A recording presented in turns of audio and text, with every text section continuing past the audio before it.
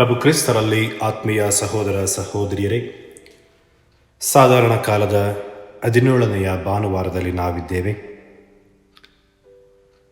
ಕ್ರೈಸ್ತ ಜೀವನದ ಜೀವಾಳ ಪ್ರಾರ್ಥನೆ. ಇಂದಿನ ಶುಭ ಸಂದೇಶದಲ್ಲಿ ಯೇಸು ಸ್ವಾಮಿಯು ನಾವು ಹೇಗೆ ಪ್ರಾರ್ಥಿಸಬೇಕು ಮತ್ತು ನಮ್ಮ ಪ್ರಾರ್ಥನೆಯಲ್ಲಿ ಇರಬೇಕಾದ ಅಂಶಗಳು ಯಾವುದು ಎಂಬುದನ್ನು ಕಲಿಸುತ್ತಾರೆ. ಪ್ರಿಯರೇ, ನಮ್ಮ ಪ್ರಾರ್ಥನೆಯು ದೇವರ ಅಂತರಾಳವನ್ನು ಪ್ರವೇಶಿಸಬೇಕು. ಪರರನ್ನು ಮೆಚ್ಚಿಸುವುದಕ್ಕೆ ಅಲ್ಲ, ನಮ್ಮ ಪ್ರಾರ್ಥನೆಯು ದೇವರಿಗೆ ಮೆಚ್ಚುಗೆಯಾಗಬೇಕು. ನಮ್ಮ ಪ್ರಾರ್ಥನೆಯು ತುಂಬ ಸರಳವಾಗಿದ್ದು ಮಗುವಿನಂತೆ ಮುಗ್ಧ ಭಾವದಿಂದ ಕೂಡಿರಬೇಕು. ನಮ್ಮ ಪ್ರಾರ್ಥನೆಯು ವಿಶ್ವಾಸದಿಂದ ತುಂಬಿರಬೇಕು. ಸಂತ ಅಗಸ್ಟಿನರು ಈ ರೀತಿ ನುಡಿಯುತ್ತಾರೆ: ಪ್ರಾರ್ಥನೆ ಮಾನವನ ಶಕ್ತಿಯಾದರೆ ದೇವರ ನಿಶಕ್ತಿಯಾಗಿದೆ ಎಂದು. ಪ್ರಾರ್ಥನೆ ನೀಡುವುದನ್ನು ಬಹುಶಃ ಯಾವುದೂ ನೀಡಲಾರದು. ಸ್ವರ್ಗವನ್ನು ವಾಸ್ತವಕ್ಕೆ ತರುವ, ವಾಸ್ತವವನ್ನು ಸ್ವರ್ಗ ಮಾಡುವ ಶಕ್ತಿ ಪ್ರಾರ್ಥನೆಗಿದೆ. ಪ್ರಾರ್ಥನೆಯು ಭಿನ್ನಗಳ ಕೋರಿಕೆಗಳ ಪಟ್ಟಿಯಾಗಬಾರದು. ದೇವರೇ, ನನಗೆ ಇದನ್ನು ಕೊಡು, ಅದನ್ನು ದಯಪಾಲಿಸು ಎಂದು ಕೇಳುವ ಭಿಕ್ಷೆಯಲ್ಲ ಪ್ರಾರ್ಥನೆ. ಇರುವುದನ್ನು ಬದಲಿಸು ದೇವರೇ ಎಂದು ಬೇಡುವುದಲ್ಲ ಪ್ರಾರ್ಥನೆ. ಆದರೆ ಭಗವಂತನಲ್ಲಿ ಅಚಲ ವಿಶ್ವಾಸವಿಟ್ಟು ನಂಬಿಕೆಯಿಂದ ನಮ್ಮ ಅಂತರಾಳವನ್ನು ಬಯಲು ಮಾಡುವ ಮಾಧ್ಯಮವೇ ಪ್ರಾರ್ಥನೆ. ದೇವರೊಡನೆ ನಡೆಯುವ ವಿಶ್ವಾಸಭರಿತ ಪವಿತ್ರ ಸಂಭಾಷಣೆ ಪ್ರಾರ್ಥನೆ.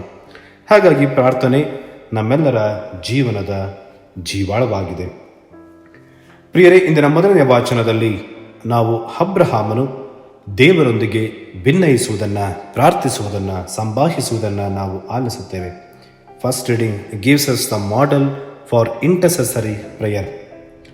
ಕೋರಿಕೆಯ ಭಿನ್ನಹದ ಪ್ರಾರ್ಥನೆಗೆ ಉತ್ತಮ ನಿದರ್ಶನ ಇಂದಿನ ಮೊದಲನೇ ವಾಚನ. ಅಬ್ರಹಾಮನಂತೆ ನಾವು ಕೂಡ ಪ್ರಾರ್ಥಿಸುವುದನ್ನು, ದೇವರೊಂದಿಗೆ ಪ್ರೀತಿಯಿಂದ ಸಂಭಾಷಿಸುವುದನ್ನು ಇಂದಿನ ಮೊದಲ ವಾಚನದಿಂದ ನಾವು ಕಲಿಯಬೇಕಿದೆ.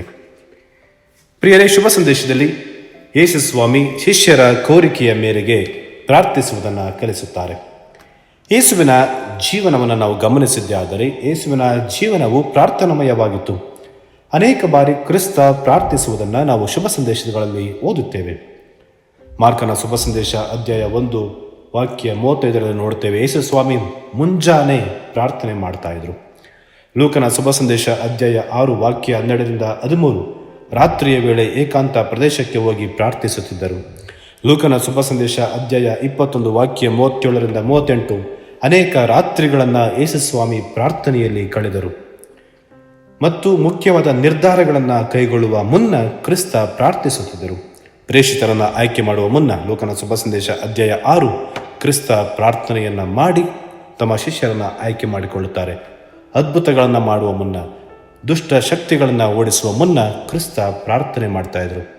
ಯೇಸು ಸ್ವಾಮಿ ಪ್ರಾರ್ಥಿಸುವುದನ್ನು ಗಮನಿಸಿದ್ದ ಶಿಷ್ಯರು, ಸ್ವಾಮಿ ನಮಗೂ ಕೂಡ ಪ್ರಾರ್ಥಿಸಲು ಕಲಿಸಿ ಎಂದು ಕೇಳುತ್ತಾರೆ.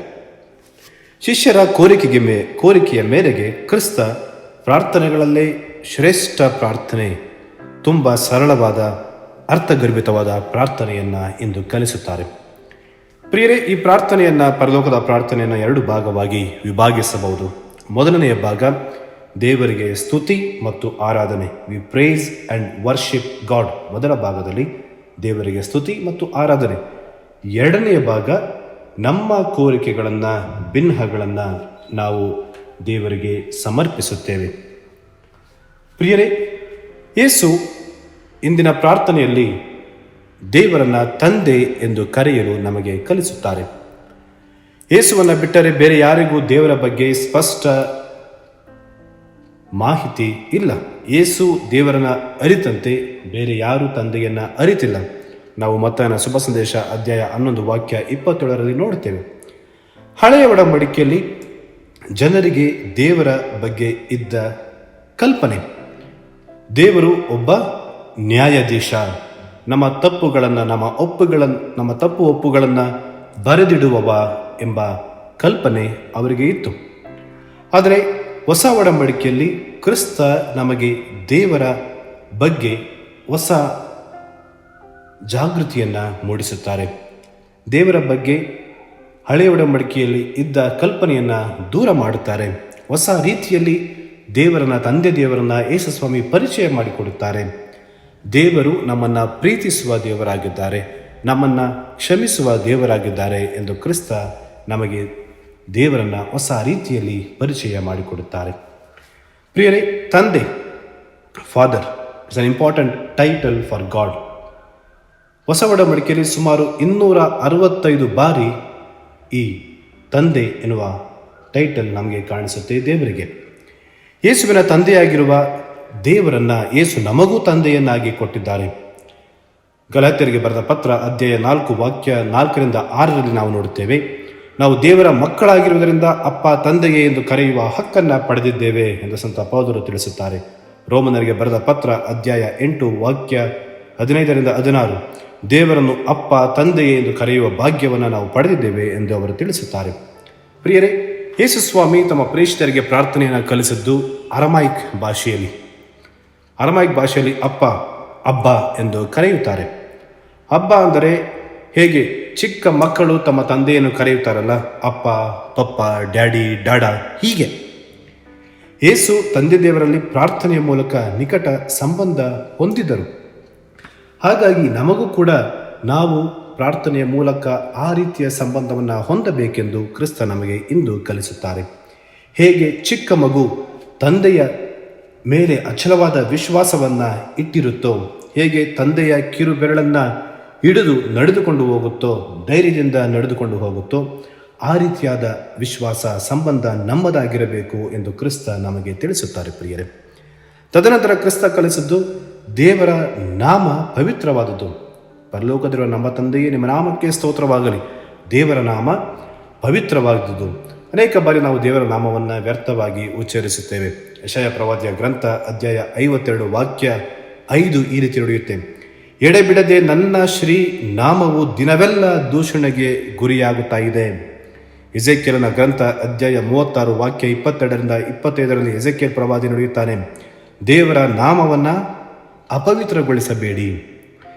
ಪ್ರಿಯರೇ, ಬಹುಶಃ ನಾನು ಕೆಲವು ದಿನಗಳ ಹಿಂದೆ ನನ್ನ ಪ್ರಬೋಧನೆಯಲ್ಲಿ ಹೇಳಿದೆ, ಯೆಹೂದ್ಯರಿಗೆ ದೇವರ ನಾಮ ಎಷ್ಟು ಶ್ರೇಷ್ಠವಾದುದು, ಪವಿತ್ರವಾದುದು ಎಂದು, ಎಷ್ಟು ಪ್ರಾಮುಖ್ಯತೆಯನ್ನು ದೇವರ ನಾಮಕ್ಕೆ ಅವರು ನೀಡಿದರು. ಇಂದಿನವರೆಗೂ ಯೆಹೂದ್ಯರು ದೇವರ ನಾಮ ಯಾವೇ ಎಂಬುದನ್ನು ಈಬ್ರೂ ಭಾಷೆಯಲ್ಲಿ ಯಾವೇ ಎಂದು ಬರೆಯುತ್ತಾರೆ. ಆದರೆ ಅದನ್ನು ಓದಬೇಕಾದ್ರೆ ಯಾವೇ ಎಂದು ಓದೋದಿಲ್ಲ, ಬದಲಾಗಿ ಅದೋನಾಯ್ ಎಂದು ಓದುತ್ತಾರೆ. ಕಾರಣ, ದೇವರ ನಾಮವನ್ನು ಉಚ್ಚರಿಸುವ ಅರ್ಹತೆ ನಮಗೆ ಇಲ್ಲ. ದೇವರ ನಾಮ ಪರಿಶುದ್ಧವಾದದ್ದು, ಅಷ್ಟು ಅರ್ಹತೆ ನಮಗೆ ಇಲ್ಲ ಎಂದು ಯಾವೇ ಎಂದು ಬರೆದರೂ ಅದೋನಾಯ್ ಎಂದು ಅವರು ಉಚ್ಚಾರವನ್ನು ಮಾಡುತ್ತಾರೆ. ಹಿಂದಿನ ಕಾಲದಲ್ಲಿ ಋಷಿ ಮಂಕ್ಸ್ ಮಾನಸ್ಟ್ರಿಯಲ್ಲಿ ಅವರು ದೇವರ ಪವಿತ್ರ ಬೈಬಲನ್ನು ಟ್ರಾನ್ಸ್ಲೇಟ್ ಮಾಡಬೇಕಾದ್ರೆ, ನಕಲು ಪ್ರತಿಗಳನ್ನು ಸಿದ್ಧ ಮಾಡುವ ಸಂದರ್ಭದಲ್ಲಿ ಎಲ್ಲೆಲ್ಲಿ ಯಾವೇ ಸರ್ವೇಶ್ವರ ಎಂದು ಬರೆಯುವ ಸಂದರ್ಭದಲ್ಲಿ ತಮ್ಮ ಬರೆಯುವ ಸಾಧನವನ್ನು ಪೆನ್ಗಳನ್ನು ಕೆಳಗೆ ಇಟ್ಟು ಕೈಗಳನ್ನು ತೊಳೆದುಕೊಂಡು ಒಂದು ಪ್ರಾರ್ಥನೆಯನ್ನು ಹೇಳಿ ಯಾವೇ ಎಂದು ಬರೀತಾ ಇದ್ರು. ತದನಂತರ ಕೈಗಳನ್ನು ಪುನಃ ತೊಳೆದುಕೊಳ್ತಾ ಇದ್ರು. ಅಷ್ಟು ಪ್ರಾಮುಖ್ಯತೆಯನ್ನು ಕೊಟ್ಟಿದ್ರು ದೇವರ ನಾಮಕ್ಕೆ. ಕ್ರಿಸ್ತನು ಕೂಡ ಈ ಪ್ರಾರ್ಥನೆಯಲ್ಲಿ ಕಲಿಸ್ತಾರೆ, ದೇವರ ನಾಮಕ್ಕೆ ಸ್ತುತಿಯಾಗಲಿ ಎಂದು. ಹಾಗಾಗಿ ದೇವರ ನಾಮವನ್ನು ನಾವು ವ್ಯರ್ಥವಾಗಿ ಉಚ್ಚಾರ ಮಾಡಬಾರದು.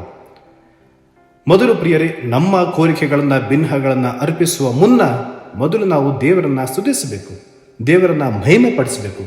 ತದನಂತರ ನಮ್ಮ ಕೋರಿಕೆಗಳನ್ನು ಭಿನ್ನಗಳನ್ನು ದೇವರಿಗೆ ಸಲ್ಲಿಸಬೇಕೆಂದು ಕ್ರಿಸ್ತನು ಕೂಡ ಈ ಪ್ರಾರ್ಥನೆಯಲ್ಲಿ ನಮಗೆ ಕಲಿಸಿಕೊಡುತ್ತಾರೆ. ನಮ್ಮ ಅನುದಿನದ ಆಹಾರವನ್ನು ನಮಗೆ ನೀಡಿರಿ. ಹೇಗೆ ಹಳೆಯ ಒಡಂಬಡಿಕೆಯಲ್ಲಿ ನಾವು ವಿಮೋಚನಾ ಕಾಂಡದಲ್ಲಿ ನೋಡ್ತೇವೆ, ದೇವರು ಹೇಗೆ ಮನ್ನವನ್ನು ನೀಡಿದರೋ ಅದೇ ರೀತಿ ನಮಗೂ ಕೂಡ ಅನುದಿನದ ಆಹಾರವನ್ನು ನೀಡಿರಿ ಎಂದು ಕ್ರಿಸ್ತ ನಮಗೆ ಪ್ರಾರ್ಥಿಸಲು ಕಲಿಸುತ್ತಾರೆ.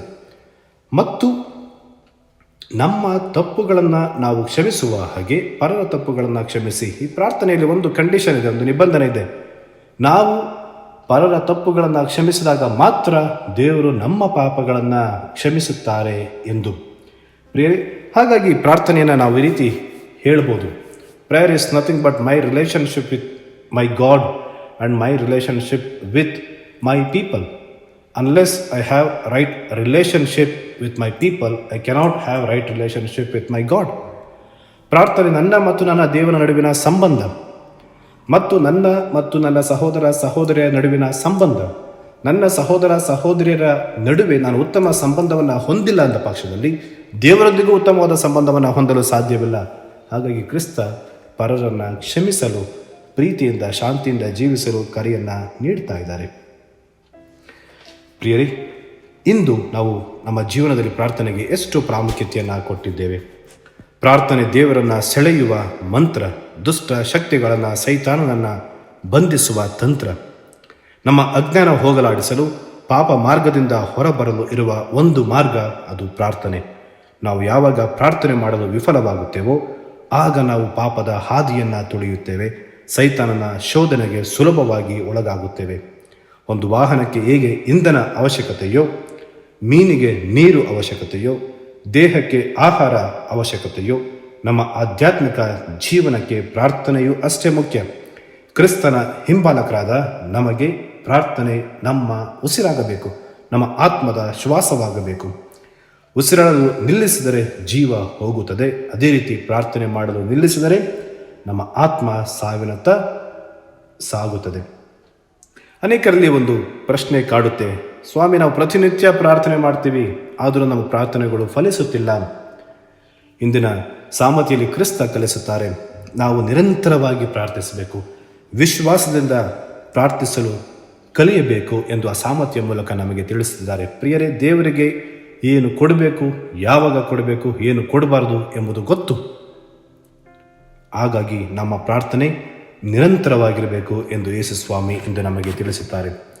ಪ್ರಿಯರೇ, ಕ್ರಿಸ್ತರ ದೀಕ್ಷಾಸನದ ಸಂದರ್ಭದಲ್ಲಿ ನಾವು ನೋಡುತ್ತೇವೆ, ಯೇಸು ಸ್ವಾಮಿ ಜೋರ್ಡಾನ್ ನದಿಯಲ್ಲಿ ಸ್ನಾನದೀಕ್ಷೆಯ ಸಂದರ್ಭದಲ್ಲಿ ಪ್ರಾರ್ಥನೆ ಮಾಡುತ್ತಿರಲು ಆಕಾಶವು ತೆರೆಯುತ್ತೆ. ಸ್ವರ್ಗದಿಂದ ದೇವರ ಸ್ವರವನ್ನು ಜನರು ಆಲಿಸುತ್ತಾರೆ. ಪವಿತ್ರಾತ್ಮರು ಯೇಸು ಸ್ವಾಮಿಯ ಮೇಲೆ ಇಳಿದು ಬರ್ತಾರೆ.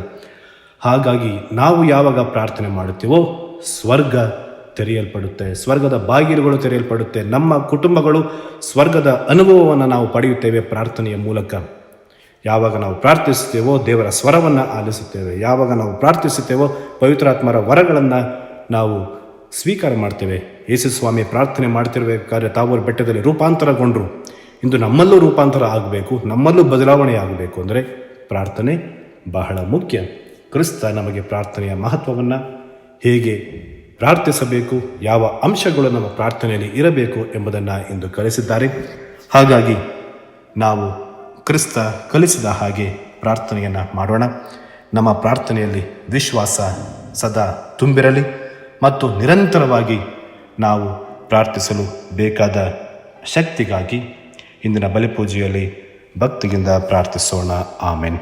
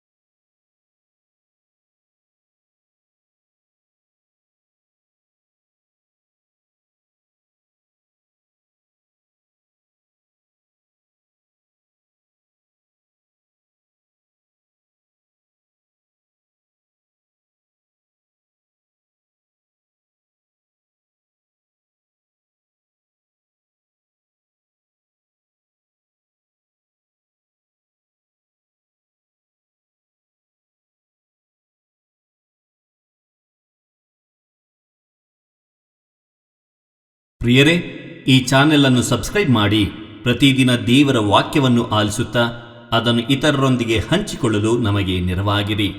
ಧನ್ಯವಾದಗಳು.